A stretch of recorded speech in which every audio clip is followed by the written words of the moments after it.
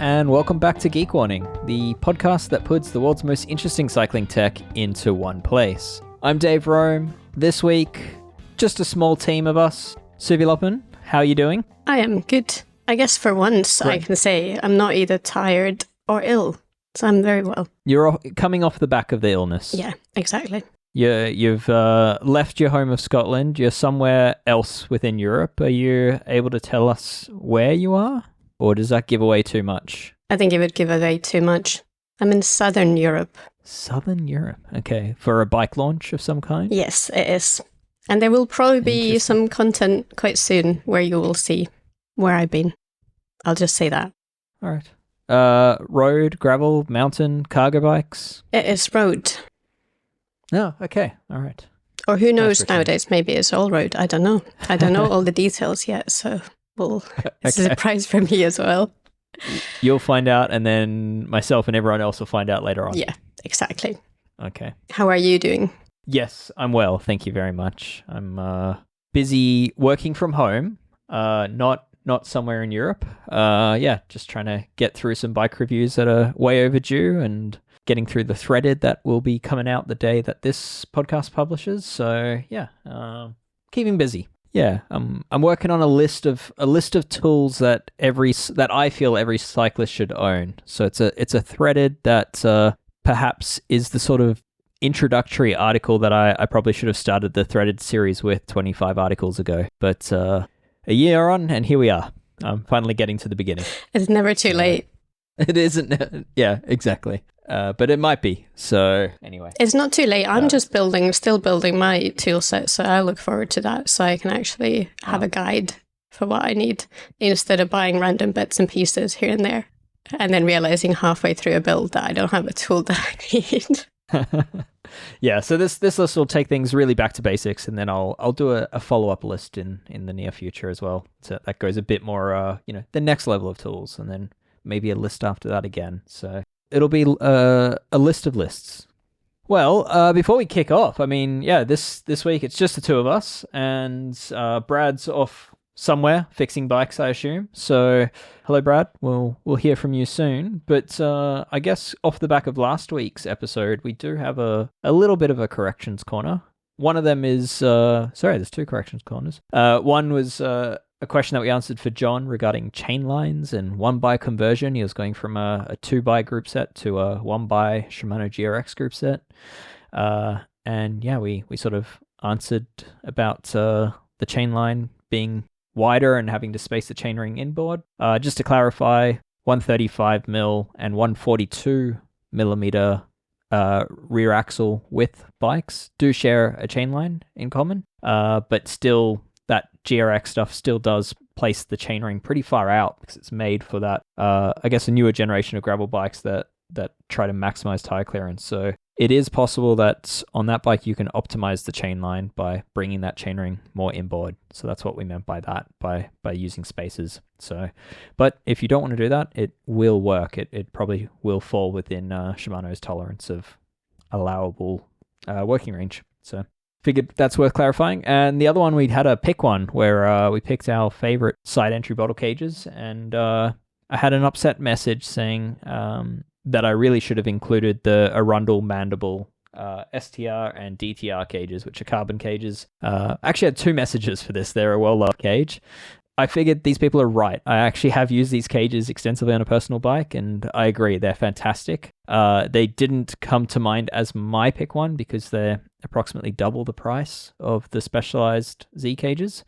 But yeah, if you're looking for a really nice side entry cage that, in my opinion and others people's opinions, is a more aesthetic cage while still holding the bottle super securely, check out the Arundel Mandible side entry cages. With that, Suvi, should we cover some new bikes? There's been a number of new bike releases this week. A few come off the back of the Bespoke show in Dresden, Germany, which is a handmade bike show for Europe. And a few others just come off the back of brands releasing new bikes. Festka.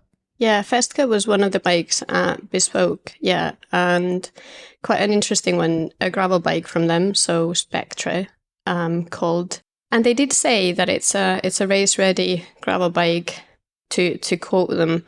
engineered for maximum speed and performance across a variety of terrains, which I think maybe gives it away because it only has tire clearance for 40mm tires, which we have probably talked about on this pod a lot of times. Yeah. What is the good tire clearance? But saying it's a gravel bike and then having 40mm tire clearance almost puts it more into the all-road category for me. Brad would definitely be saying this is an all-road bike.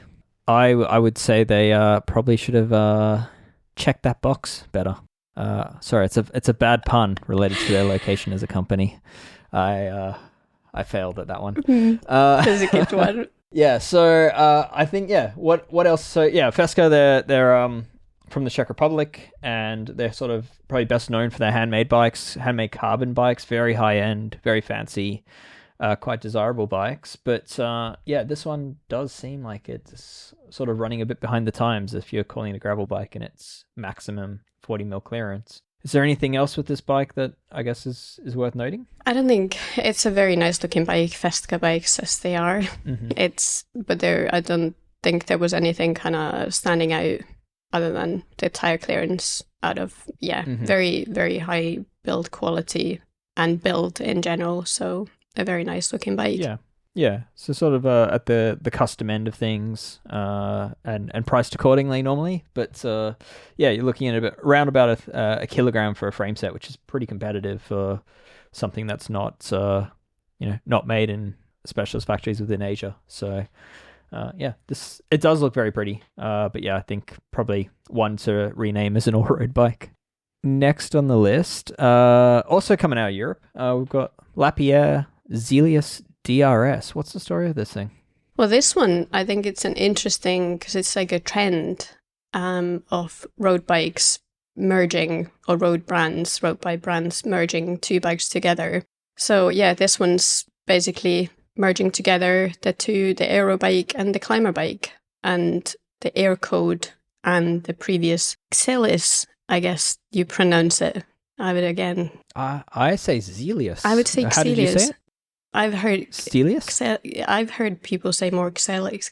Yeah, Xelius, Xelius. Okay. I have a knack for absolutely butchering names, so Zelius is definitely wrong, but I've always said that. Well, so. that is, I tried to search how you actually pronounce it, but it being a French brand, I'm not sure. Anyway, that's not important. But it will basically similar to what Specialized did with Tarmac, and there's a Monda recently from Czech, just one bike. Rules them all. Yep. Just no aero, no climbing bike separately. This is going to be the one performance road bike for Lapierre in 2025. And yeah, there's aero improvements, but there's still the kind of seat stay area. That's obviously the kind of trademark for Lapierre still stays with this bike. And I guess, tire clearance, 32mm, as it is quite standard nowadays, and prices start at 4.7k euros roughly. Okay. So not too badly priced for the.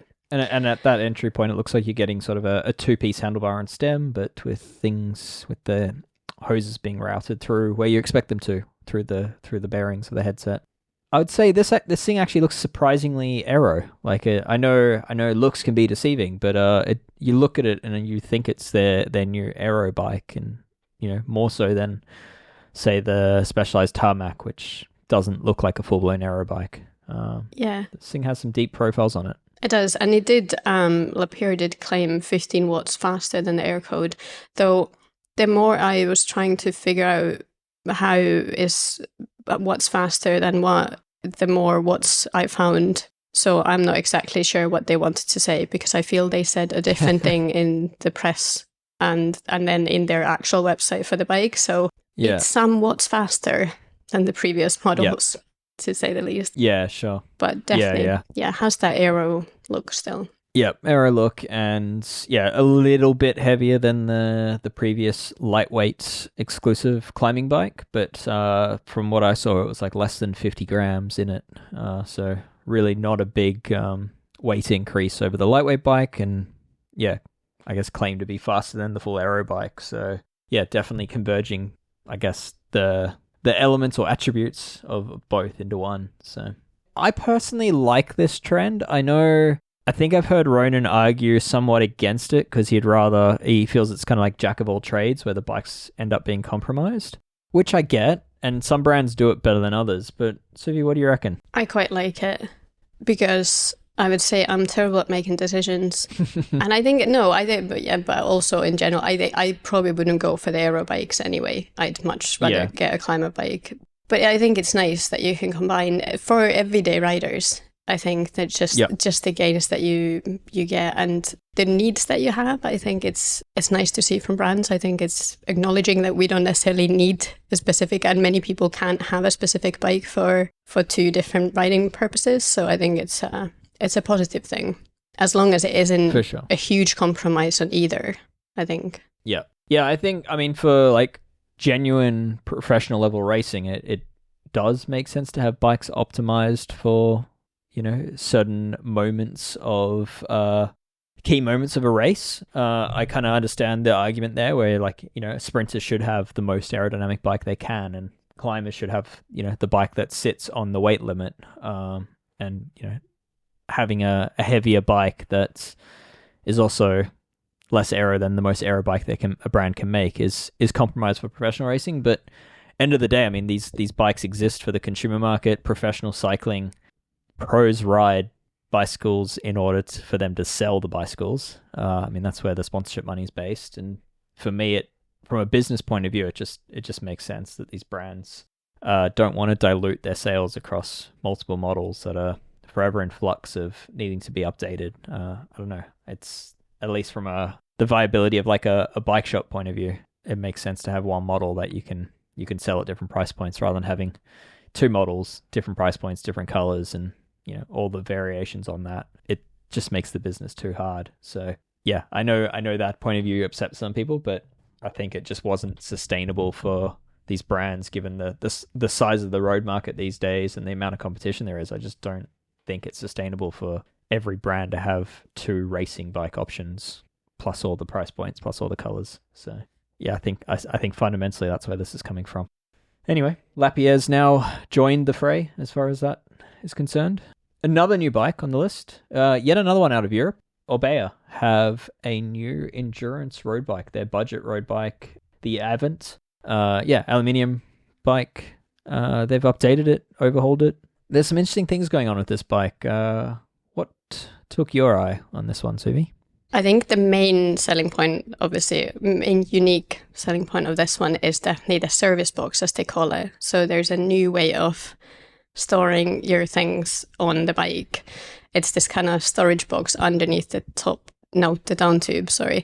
So yeah, near the bottom bracket, kind of where there are already bags that you can attach there. And obviously you could have bottle mounts there, so you could attach things there. But Orbea has decided that they're going to actually make it a feature of this bike. And you can have all of your servicing things in that box underneath the down tube. And yeah. It makes it look a little sci-fi-ish. It makes the bike look, to me, like something out of a low-budget sci-fi film. Yeah, it is. It's interesting. I would say, I think it almost kind of makes me think of a battery. When I first look at it, it has like an e-bike battery vibe to it. Yeah, for sure. I thought we were looking at an e-bike when you first shared this new bike with me, and it took me a moment to realize it wasn't anything to do with electrical assist. It's not pretty to my eyes. It might be practical. It is removable, so if you don't like it, you can just take it off, and the bike actually looks pretty normal at that point. I would like to talk about on-bike storage, but before we get there, some other details of this frame. So yeah, it is aluminium. It's Orbea's price point endurance bike. The geometry actually looks quite great as far as an endurance road bike goes, like really nice tall stack heights, which will be really welcoming. And then they've also got a riser style drop handlebar on this bike, which is something like Specialized did with their Roubaix quite a few years ago. And they've also fitted a stem that can be run upright or in a negative position. So you can get this bike really, really upright if you need it that way. So I quite like that. But Suvi, back to that on-bike storage. Do you own a bike that has built-in integrated storage? I don't own a bike with integrated storage but I've tested quite a few, and I'm not sure if I would want to own one with storage. Interesting. Why? I find it's obvious. Often it feels a bit of an afterthought. There's a few that I've tried that have been I've enjoyed them and I've used them. Yeah. But then a couple have been that I've just, for the testing purposes, I've stuffed things in there and I've never wanted to really use the storage. It just, things either they don't fit in or you can't get them out. It just feels, like an afterthought, like, oh, let's just do this. And I don't quite understand why a brand would do that. If you have a gravel bike and you cannot fit a gravel inner tube in through the hatch, what's the point? What am I going to store there? I'm currently looking at I tested a Santa Cruz Stigmata gravel bike a few months ago and ended up refusing to send it back and instead sent some money to them, a lot of money to them, and that one has a storage hatch in it, and it's the same storage hatch that they use on their mountain bikes. It's actually quite a big opening. So yeah, they give you 2 neoprene bags, and you can fit like a proper full-size tube in there. Plus, I've also got a mini pump, a multi-tool, plugs in there, and there's still room for more. I have to say, I kind of love it. Yeah, I think for off-road pursuits where you have like maybe a dropper seat post where a saddlebag's not that practical, and your inner tube tends to get covered in crud and things can, tend to bounce around. I actually quite love the idea of having things tucked away in the frame and out of sight, out of mind. But there are, as you say, Suvi, there's a lot of examples of these things being afterthoughts where they're like difficult to access, or the opening hole's too small, or the hatch itself rattles and there isn't really any way to fix it. I mean, I feel like some brands are getting to their 2nd or 3rd generation now where they're getting all those things ironed out, but it also feels like we're seeing a lot of brands give their first go to it as well. Yeah, definitely. And there are so many ways of doing it. That's the thing that I think the Canyon Grail that I tested, that one I really liked. And I think their system is pretty similar to the one on the Stigmata. I haven't used the Stigmata one, but it looks really, really similar in terms of size. Obviously, they're not the exact same for obvious reasons. But just that one I did really enjoy using. And it was that kind of, you knew that your spares are with you at all times because you put them in there. And I'm this kind of, I have one saddlebag that I really like and I keep swapping that between different bikes. But when I forget that saddlebag, then that's it. I don't have any spares and I don't realize it until I need those spares. But when you have them on the bike at all times, it is really, really good. But then when you can't fit all those spares in, it just doesn't make sense to me. That it needs to be well designed. But then there's also the Canyon Endurace. I don't know if you ever tried that one.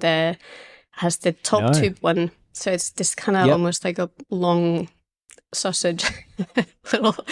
It's a long roll that you kind of slot in. That one as well. I find that one was really well engineered, but also quite faffy in that you really need to be precise in how you actually get it in and out of the bike. So yeah. Yeah, okay. Do you have, I know you were planning to test one, the new Cervelo Caledonia 5. Do you have that bike yet? I do have that. And I am... How is that storage hatch? Because the photos I saw, like immediately they released that bike and I was like, hang on. How do you open it? Because it opens towards the seat tube. It does. It looked like it would just interfere with if you had a seat tube bottle cage, it looks like it would just hit into it. Does it do that? It kind of does. It's the mechanism, the way, because you need quite a lot of space to actually get it off. Yeah. And my bike the test bike is the smallest frame size that Cervelo does. So it's very small. And I have had to actually use it for fixing. It fits the things really well in there and the pouch that they give is very good. But yeah, the actual closer system is quite interesting in that I'm not sure how I feel about it. And there are also bits to it that I feel might break. It's the actual kind of mechanism feels a little bit fiddly. It's not broken, but I just feel that if it does, you're looking at a new cover. You're going to have a massive hole on your down tube for a while. Yeah, so I mean, to clarify, like where I'm coming at with that is like, if you talk about Specialized, Santa Cruz, Trek, I mean, add whoever else is doing these things onto that list. Pretty much all of them, you undo a clip of some kind and then the bottle kind of hinges off to the side of the frame. and the whole, and that gives you access. Whereas the Svelo one actually hinges upwards, so it sort of stays in line to the frame. So it's sort of creating its own clearance issues, which is an interesting take. But yeah. Yeah, but it definitely doesn't rattle. It sits very, very firmly where it's supposed to be. Yeah. When it is closed. Interesting. Yeah, I mean, that people are probably getting sick of me bringing this up, but I recently, and I still have it for test, is Lauf recently launched a mountain bike, a full suspension mountain bike, and the trend in mountain bikes is certainly to have these integrated storage in the down tube.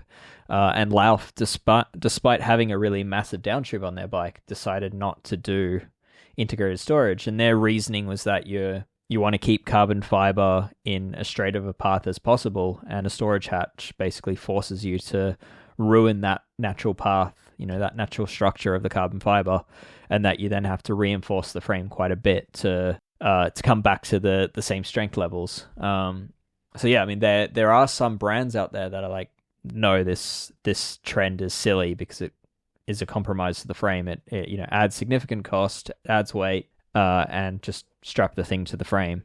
Are you on that side of the fence, or? I am, because I've had this conversation recently with a few people, because I moan about the hatches when they're not working on my rides. And I do think if it's well designed, it adds to the bike. 100% it adds. But I don't understand that how a big bike brand, like you said, it's so much engineering goes into designing a frame. And it definitely doesn't make sense in my non-engineering mind to cut a hole into the frame and just be like, oh, well, let's just put this thing in there because people are now doing this thing. To follow a trend, I think it just really needs to be well designed to add to the bike, because it does add when it's well designed. But just like you say, I don't see when bike brands are so concerned about stiffness and the structures, and they spend so much time designing these tubes, that then to not dedicate that time for designing that hatch to actually work. That's what I don't understand. So I mean, I guess the takeaway there is that some are great, some are not, and expect us to be really pedantic about it in bike reviews, because it can kind of make or break a bike. Yeah, and we'll see if we're gonna have a go on the Avant one. It is quite an interesting one when it is on the down tube, and what I've seen people say about it as well is that that's the worst bet to put any kind of storage, because it's going to get all the mark from the road. So I don't know how it's actually going to work, whether Orbea is going to have that feature on other bikes in the future. It looks like almost like it's trying to be a fender is where it's placed. Yeah. So it's this big plastic thing. So yeah, I'm letting aesthetics lead my decision too much on it, but I do not like how it looks, but hopefully it's somewhat functional. And the key thing is it's removable. So it's important. Yeah. Well, I think that's a pretty good topic that's been on our minds. All right, so last week, Suvi, we had a pick one where we spoke about side entry bottle cages, and within that you'd mentioned that we then got sort of sidetracked in talking about Fidlox bottles, and you mentioned that their Kigo collaboration you didn't love because it's you found it too hard to squeeze, and then we had a member say that was actually their favorite bottle. But anyway, all of that brings us to a new pick one, a related pick one. What is your favorite bottle? Well, I think I might have mentioned it to this member already, but I really like squeezable bottles. So there needs to be really good flow. Like, I don't want to sip multiple times. I want a good mouthful of water when I want to drink. So I think the Camelback, is it called Chase, I believe? Podium, that is. Yep. So the Camelback Podium, I think, is the bottle that I use the most. I like it also because it doesn't leak. So it doesn't, I guess, the closing system is quite rigid. So you have to pay attention to that. But it's good for travel as well, because it doesn't, even in a bag, it doesn't leak. But also when it's bouncing on gravel, it's not spraying water all over the place, because sometimes I find bottles, when it's got like a loose nozzle, when it's rattling, then especially if you have something sugary in there, it just sprays droplets of that all over your bike, and then your bike's covered in this sticky stuff. So I don't like that. Sure. The only negative about the Camelback is it's hard to clean, which I think many people do say. It's got lots of different bits that you have to take apart and properly clean, but I like it. Do you put yours in the dishwasher? I have, but at the moment I don't have a dishwasher, so... I thought you might say that. It's such a UK thing. Yeah. I wish I had one, trust me. I hate doing the dishes. But yeah. Fair enough. I mean, some of I think the podium's really good. I mean, and you can tell me I'm wrong, but two negatives I've come across with that bottle in the past is one, the sort of what would you call it? The indentation in it where your bottle cage sort of hooks the bottle. I found that shape to be a little bit lacking. Like it's a bit too well tapered, and that I find like off road, the Camelback bottles can be a little bit more prone to bouncing out because the bottle cages don't quite hook into them as, it's not like a right angle. It's much more of a smooth taper. On the road, they're great. But yeah, I guess I find them fussier with what bottle cages you can and can't use with them for proper security. Have you had any issues there? I do agree. They are a bit more tapered, I would say. And maybe smaller diameter, but I find they work well. They work well with my favorite bottle cages. So they're perfect combo. Which you can listen to from last week. Yeah, exactly. Okay, all right. The other thing that bothers me, and this is incredibly trivial, in the off times that I am staying away from home and I take one with me and I put it on my bedside table and I try to sleep. The noise. I don't know if the latest version does this, but they kind of breathe and they make funny sounds throughout the night. I think that's so funny that you say that because I wasn't sure. I know other people who have them, and there's definitely been bikepacking trips where I'm in the middle that I'm like, what is that noise? It's the like bottles. This little bubbly squealing sound. It's quite humorous. Yeah. Yeah. So it's a pro and a con because that's the system that does kind of keep the water in without it popping out when you're riding, but then it does do a weird sound, and you kind of I do this thing where you just kind of squeeze it a little bit so the kind of air gets out, so it doesn't do that weird breathing sound during the night. Yeah, or you can lock it if you're really worried about it. Exactly. But, it's definitely a quality product. This might surprise you, but I don't know if I have a pick one for this category. I think that's shocking. You would have God knows how many mini pump favorites, or tool favorites, but no bottle. Yeah, I mean, like everyone, I've got a cupboard of bottles, but I truthfully tend to reach for one that is not worth even mentioning because it's shocking. Like the bite valve on it's terrible. It's just like a generic. I don't even know what brand it is. It might be Elite, but it's like a very generic hard plastic bottle with like nothing interesting about it, and it's probably terrible for my teeth. But I just continuously go for it because I like the smaller size of it. It fits in all the bikes that I've got. And yeah, that kind of leaves me with like a lot of the other bottles that I've used or do use. Like I quite like the Specialized Pursuit bottles. And the Camelback Podium bottles I quite like as well, but like all of them have these little like elements of being difficult to clean or making noises at night or like all these like little silly things that I just can't quite bring myself to overcome. And then as I say all this, I know some people listening and yelling, what about Bevo or the equivalent full metal bottles from Camelback? And I know former colleague James Huang absolutely loves them and has raved about them for years. I am not a fan. I don't love riding with fully rigid bottles because of it's silly, but I've seen people crash and break bones from riding over bottles. But at least a plastic bottle is more likely to deform and perhaps even crush or blow its lid if you were to ride over it. Whereas those metal bottles, if you flick out of a bottle cage and your friend were to follow you behind, I just think it's like it's going to end up in like a banana peel style crash where they don't have much chance. And yeah, unfortunately, I've just seen too many instances of other riders riding over bottles to want to ride with one of those. So silly, but here we are. I don't know. Safety first, yeah. I guess I'm also, I prefer to control my water by squeezing it rather than waiting for it to siphon. So use the metal bottles if you love them. I mean, they're certainly easier to clean and more durable and no plastic taste, so they certainly have their benefits. I'm not denying that, but they're not one for me. So yeah, maybe this is going to sound crazy, but maybe I need to do a deep dive into bottles and figure out which one I like the most. I think so. I think we've concluded that you should. This might be what I'm missing in my life. 30 bottles will get you, and you can pick a favorite. Yeah. All different categories. Yep. Mm-hmm. Squeezable, medium. I do actually quite like, is it who makes the really lightweight, highly squeezable bottle? Is it Tax or Elite? Elite does really lightweight, really squeezable. So terrible durability, but I actually really like how those feel to drink from.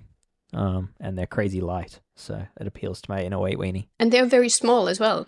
I feel they for are very 500 small. ml, they're very compact. And I think Camelback, for example, the podium's definitely, I feel it's longer. Maybe the lid adds to it in the same volume size. Yep. So, maybe that might be my pick one in the interim until I can spend 6 months thinking about this further. It's a good one. We'll take a short break and we'll come back with Ask a Wrench.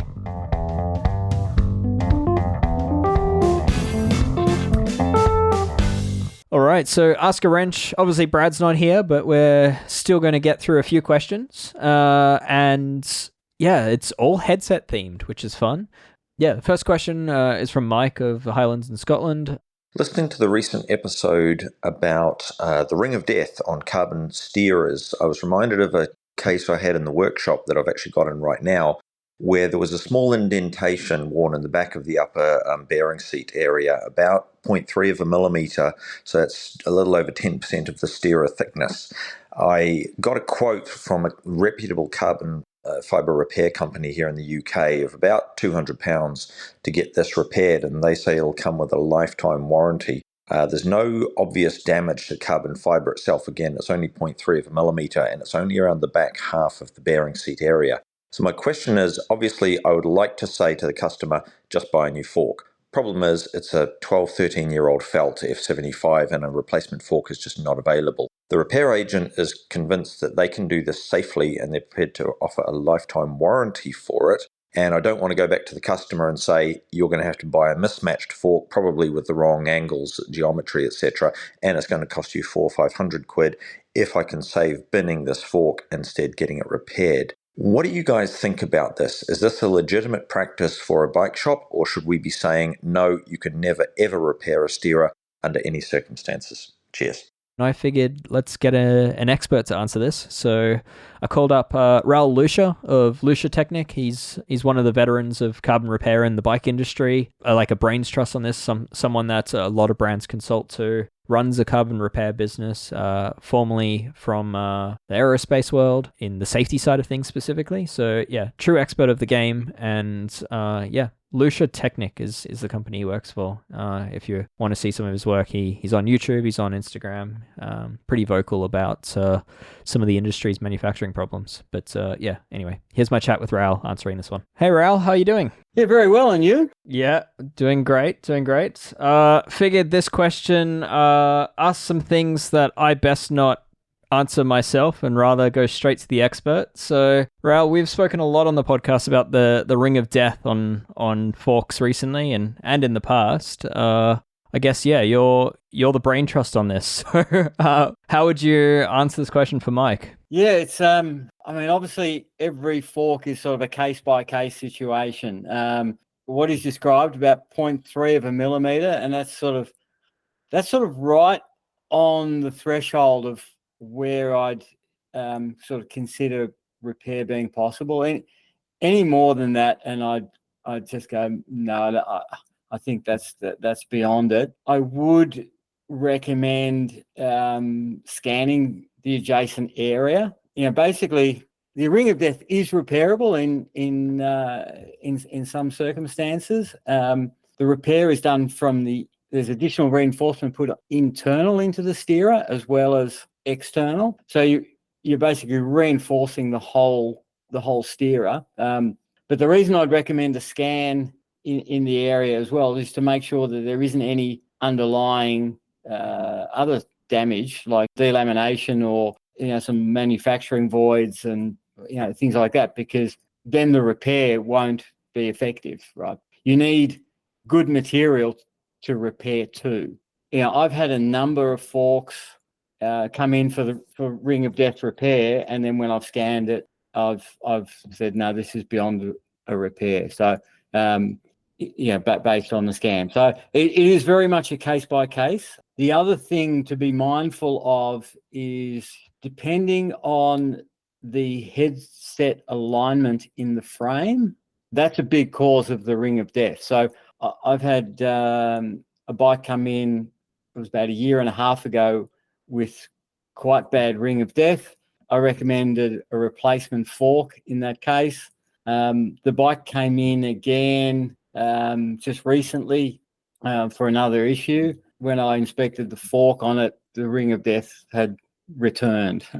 What I think is happening is obviously if the headset, like the head tube cups on the frame aren't concentric and in plane, then that exacerbates the Ring of Death as well. Gotcha. Okay. And that can be a much harder thing to fix on well, some that's frames. Right.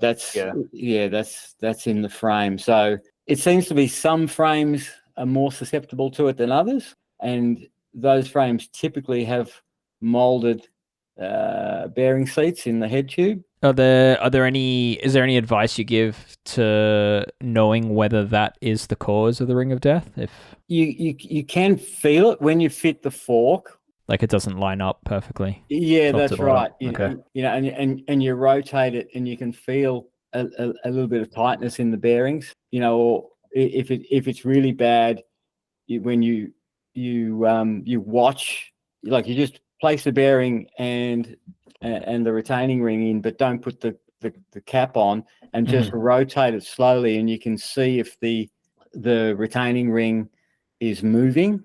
You rotate the bearing. Often it'll sort of lift up. Yeah. So that's sort of another trick to look out for. So yeah, but in Mike's case here, it's hard to say. Like I personally, I'd want to see the fork before I make a call on my side. But it may be possible if the company that he's dealing with are confident in it, and then when the bike is reassembled, things look okay. It may be okay. Yeah. Okay. I mean, you've built a reputation for having some of the more stringent standards as far as what you do and don't repair. Your process is you get the fork in, you assess how deep the Ring of Death is. If it's within this 0.3-ish millimeter range, you then scan the fork. And then, so if you do decide to go ahead with the fix, I mean, other businesses may have different processes for it, but your recommendation is reinforce internally and then resurface externally. Is that kind of the process? Yeah. The other thing I do, the resins that I use for the external are significantly harder than the typical resins that are used during manufacturing as well. So gotcha. Yeah, so it's giving it the best chance, because obviously if you've got that groove, then you can't adjust your headset properly. Yeah, it'll just keep getting loose and looser. Yeah, exactly. It wants to sit into that groove, so it's really important to have that right. So okay. And are you removing any material from the outside to then lay it back on, or is it what's sort of the process there? Maybe it's the surface ply. Okay. Yeah. Okay. And then adding material plus a harder resin back. Yeah. Okay. All right. For those listening in Australia, what do you approximately charge for the scanning and Ring of Death repair, like with all the internal reinforcement? Yeah, so the scan is $175 for a scan, for a local scan, and the typical repair cost is between $300 and $330 Australian dollars. So yeah, pretty competitive with a new fork in that sense. Like if you're having to get a new fork, it's and it just depends, like whether forks are available. Yeah.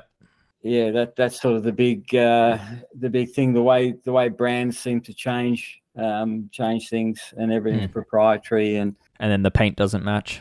Yeah. The other thing I'd note is that with these internal cable routed shaped steerers, yep, I see Ring of Death on those probably more prevalent actually. Interesting. Okay. Is that The surface less area is Yeah, less. sure. Yeah. I haven't been able to develop a process to repair those that I'm confident with, so I've been replacing those.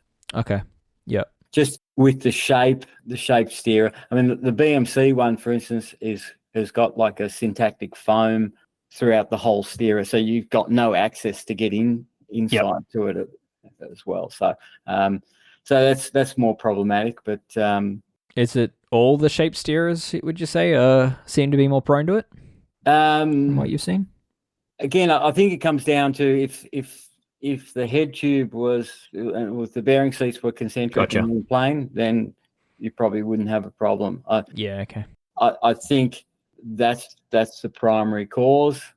You know, headsets don't really come loose on their own.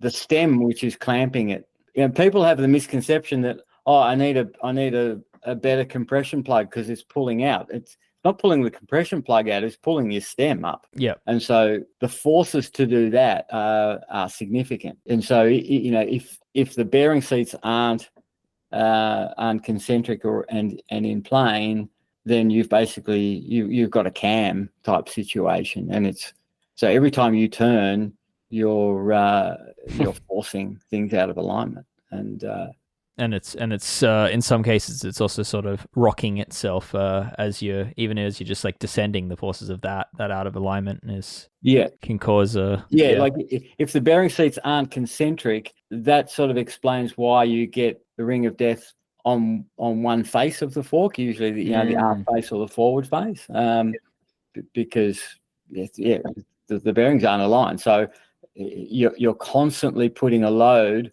on one face of the steerer tube.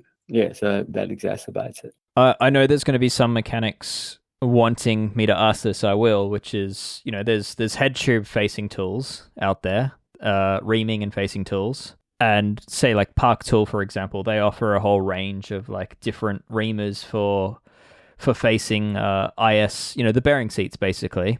What's your opinion of that? Like, is that able to achieve the level of like concentric alignment required, and how do you feel about that with a carbon frame? I'm not a fan. Okay. You know, you're basically, you know, you have to cut fiber. You know, I think the primary issue with this, like, so the molds, when they make the molds are all in alignment, but the problem you have is when you lay something up and cure it, you get differential shrinkage. And so you don't know what that is and what the result of that is. So particularly with the modern head tubes, they're very bulbous. So they're very thin walled with a lot of surface area. And if you have slight variations in resin content and fiber placement and things like that, you're going to get some warpage. Gotcha. Yep. That's very difficult to control. It's almost impossible to control, really. So the bikes that have sort of heavier head tubes don't seem to have the ring of death problem. Interesting. Okay. You know, or if you have a metal bike which has been properly faced, most metal bikes still run a carbon fork in them, and you don't see the ring of death on those if they've been faced properly. So it's driven from a frame quality issue. Gotcha. Yeah. Okay. Yeah, I wouldn't recommend really trying to rectify that with third-party tools. You shouldn't even have to face your disc brake tabs, right? They should be sure. Yeah, but here we are. Yeah, sure. I mean, I don't want to put words in your mouth, but would you say if you can see a ring of death and it's you know causing wear on one side of a steerer, would you be recommending a customer pursues a warranty on that frame? Well, yeah, that's clearly a problem. The bike shouldn't be like that. Yeah. And the problem is the brand will typically say, "Oh no, you haven't adjusted your headset properly." Yeah, it's a hard one to prove. Yeah. That's what they'll say. But but you know, really, like, well, how can I adjust my headset properly if the frame is out of alignment? It's not possible. Yeah. Interesting. Yeah, I mean, it's like a hub, right? If you bend an axle in your hub, your bearings wear out differentially, and Sure. yeah, well, yeah, and that's part of the whole press fit bottom bracket issue as well. So Yeah. it's exactly the same. The cups in the bottom bracket for a press fit bottom bracket, or the shell, isn't round, isn't concentric. It's it's basically not an ideal bearing housing. It's just the difference is wearing out bottom brackets is very different to snapping steerer tubes. Exactly. All right. Well, thank you, Raoul. I think that that answers it pretty well. And yeah, I think if anyone's listening and they got the Ring of Death, it sounds like, find yourself a carbon repairer with a good reputation that scans these things before they repair it. So.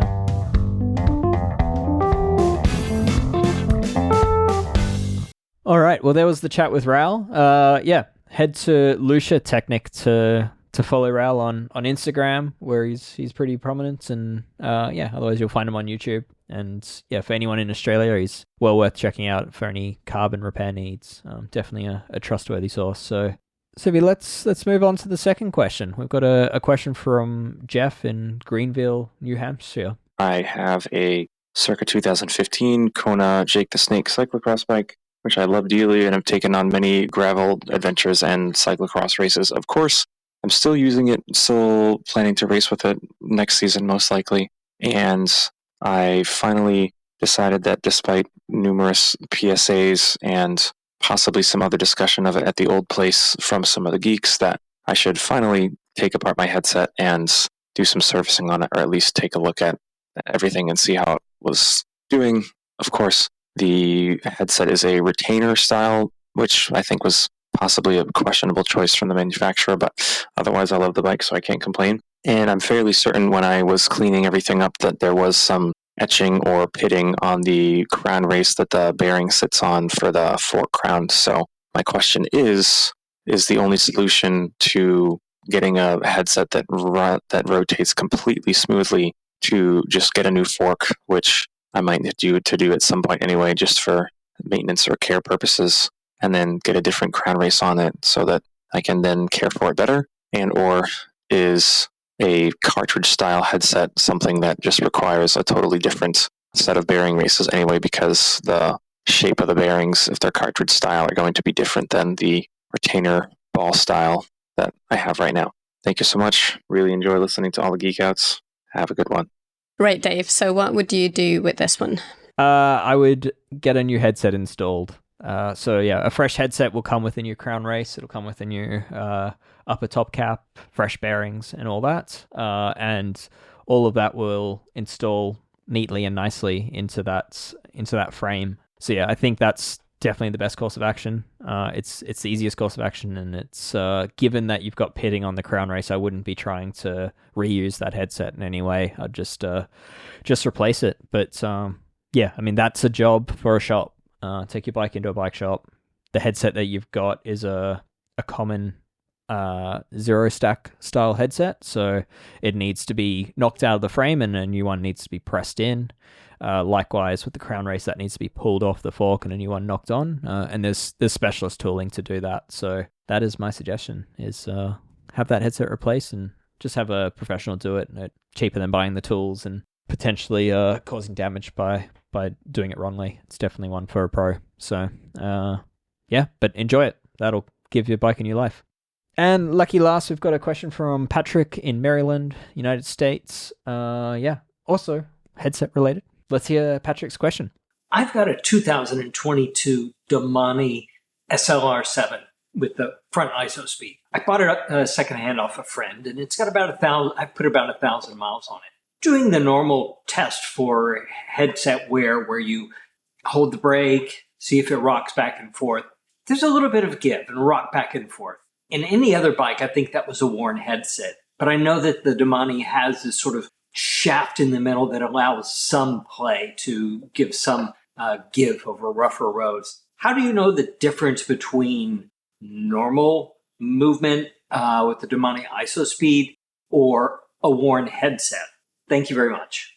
All right, Patrick. So yeah, this one you're completely right. The Domani with the ISO speed in the front, which is a feature that they've sort of stopped doing, but yeah, it did actually kind of it can cause a loose headset feeling in itself. There's enough movement in that system, especially as it wears, that it will give sort of a rocking back and forth feel when you test for a loose headset. So definitely keep that in mind. What I'd recommend is testing for headset play as if you would on a mountain bike with a suspension fork, which is you basically turn the handlebars by 90 degrees, and then that isolates out any movement in the fork, and you're sort of just focusing purely on the bearings. So that should help mitigate a little bit of the play in that system, and for you to just feel whether it's the bearings.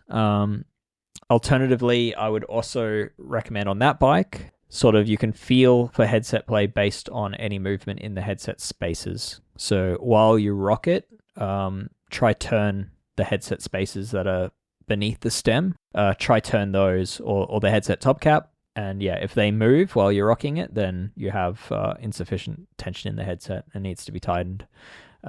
Between those two methods, you should be able to figure it out on that bike. But that feature does make that task a little bit trickier. I agree. Probably applies for other bikes with any front suspension, like you mentioned. Yeah, it does. Yeah.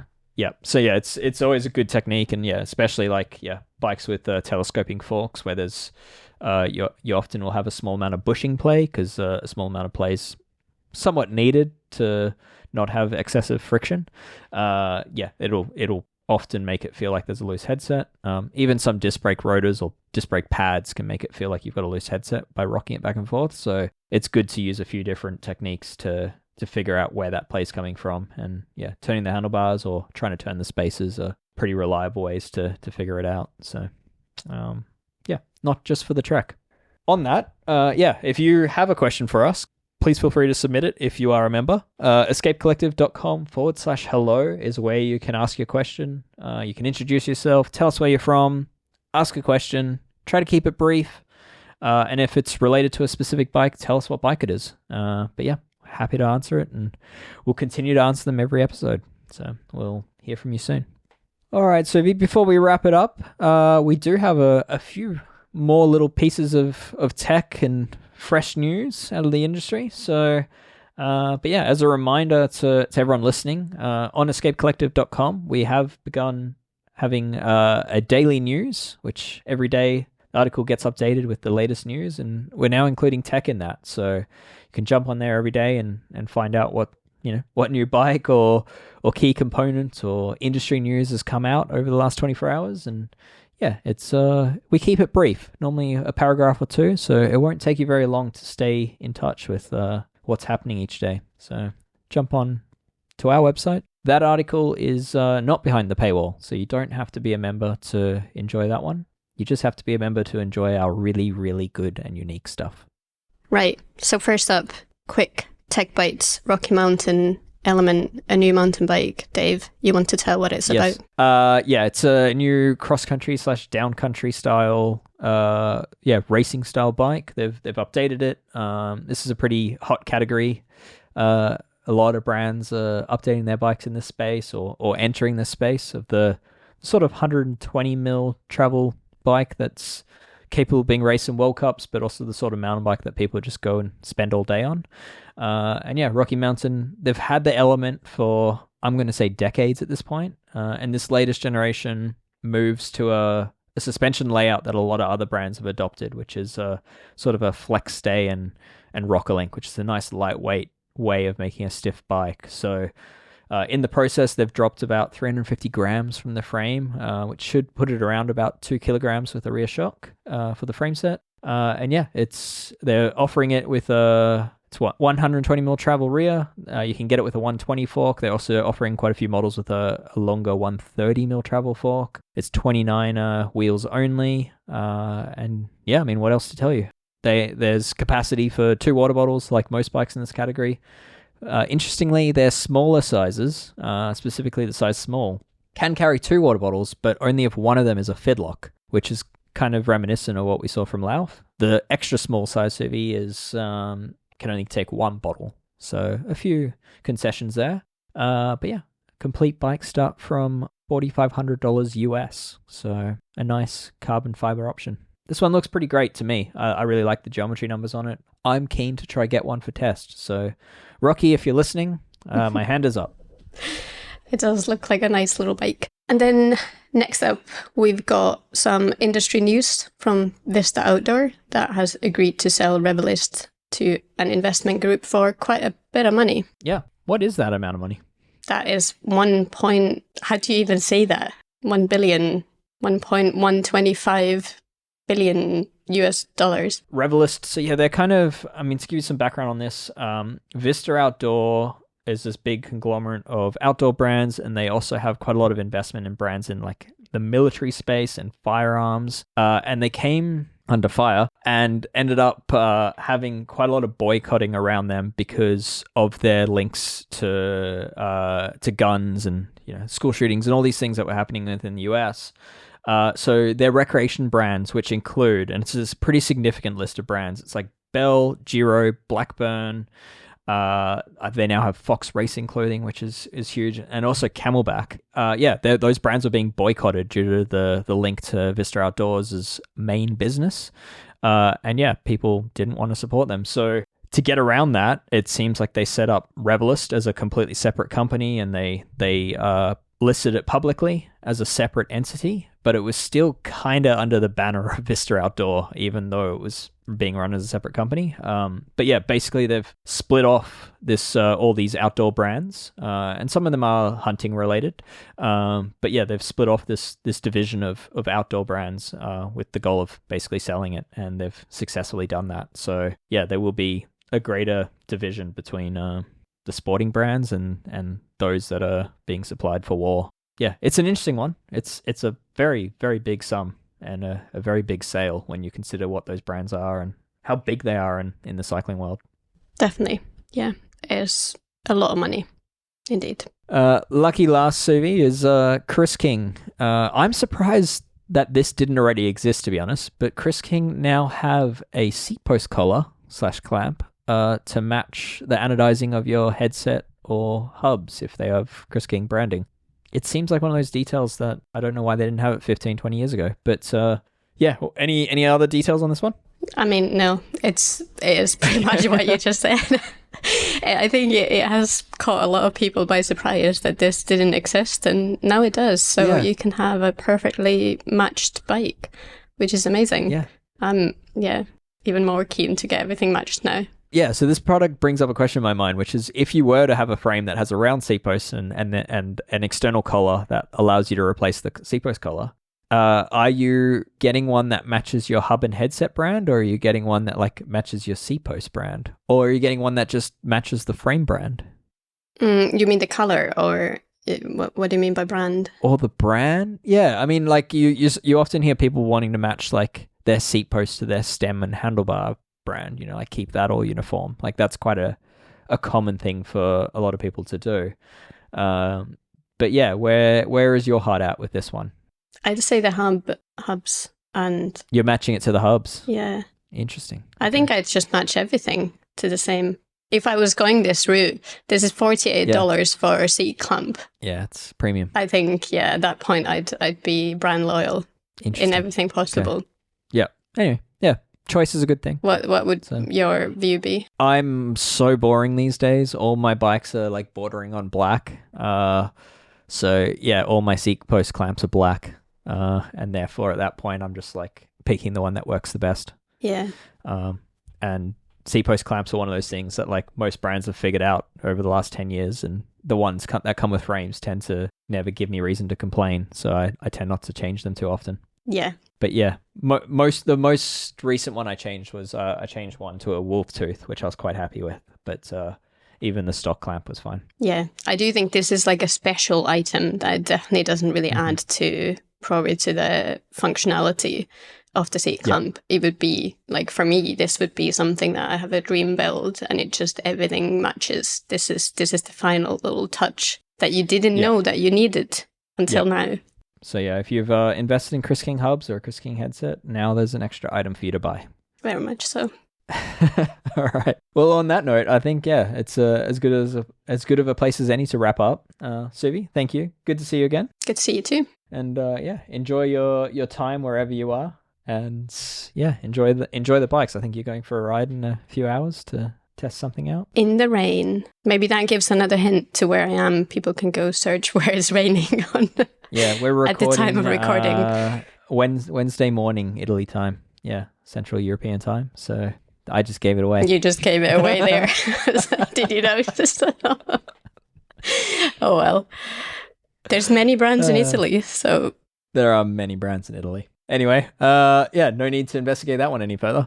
All right, well, yeah, we'll call it there. But yeah, as a reminder to everyone listening, this podcast exists purely through the support of our members and subscribers. So yeah, thank you to all those that do subscribe and follow all of the content of Escape Collective. And for those that just enjoy the podcast, please know that, yeah, your support will help to make this podcast even better. It lets us do more of these. They are professionally edited. This is our jobs. So yeah, we can only do this as long as the support of our members comes through. And yeah, please consider joining. We do have an increasing number of member-only podcasts happening. It's almost weekly at this point that we're publishing such things.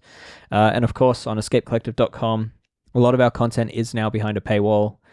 We believe it's worth paying for. We believe it is of a standard that justifies people paying for it. And yeah, it's just the content. There's no distracting ads or affiliate links or that. So yeah, you can just enjoy reading and seeing nice photos.